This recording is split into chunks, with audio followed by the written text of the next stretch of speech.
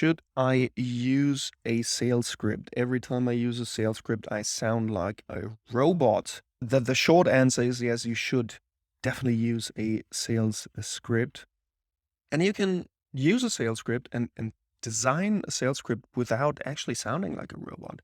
Everything that we do with the sales reps and sales managers that we work together with, it is based on understanding the structure of a sales call, the structure of a discovery call, the structure of a demo. And there are so many benefits to using a sales script. So let's just start with number one. It makes you feel more confident in the call. And is no surprise because, you have a structure that you can fall back to just in case anything happens. And that structure helps you to lead the conversation, to get from A to B to Z. But at the same time, you have that flexibility to navigate the conversation. And through that flexibility, you are able to actively listen to what your prospect or your lead has to say and read in between the lines. And that's the most important point of all, is to learn how to listen again. A lot of salespeople, and I've fallen into that trap myself, we are waiting for the prospect to shut up so we can pitch, right? So we can get in that gap and pitch. And that is not good, right? So unless we are asked by the prospect certain questions, we should never pitch. We should keep asking questions. And so having a sales script that is based on that knowledge and understanding of we need to navigate through the whole conversation in a specific way. And at the same time, we have to actively listen to what our potential customer has to say and then react to that. That's the winning formula. And also, one thing is you have I would say, visual pathway through your sales call. If you design it and draft it in a way that is not just, one question after another on a blank Word document or Google document, but if you visualize that, and that's what we do in the probing sales framework. So let me just pull up this one here, which visualizes the buyer journey. So we need to understand, where is the buyer, right? In that model right here. Are they content?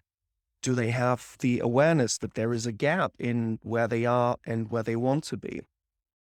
How have they used internal workarounds? Because that is the number one deal killer always, is like, we've got that sorted.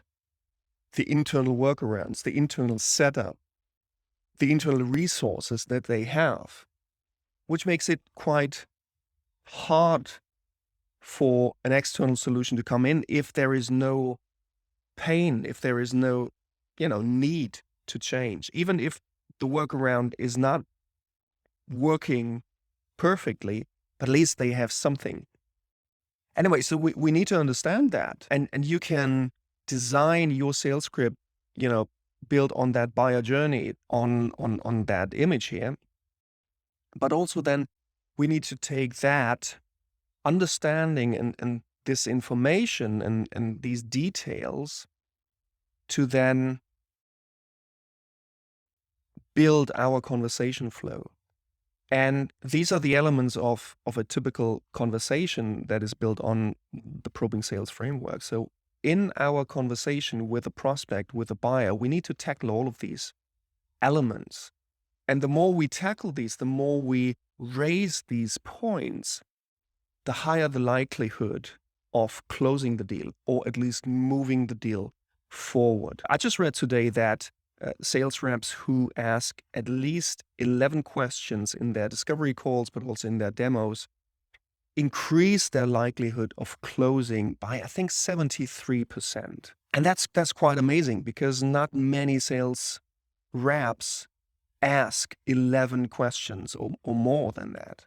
So that is something to consider. I'm an advocate for having and using a sales script in a way that does not feel robotic to yourself, but also to the person you talk to in your sales call. It is a guidance for you to lead the conversation where you need it to go.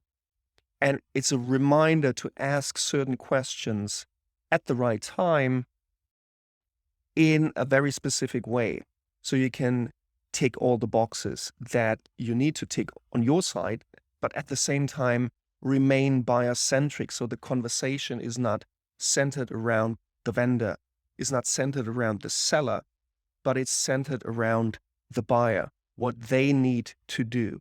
And that's your job in sales. Your job in sales is not to sell, it's to make it as easy as possible for the buyer to buy from you instead of your competitor. So your job is to eliminate the friction in the whole process and add convenience to the buying process.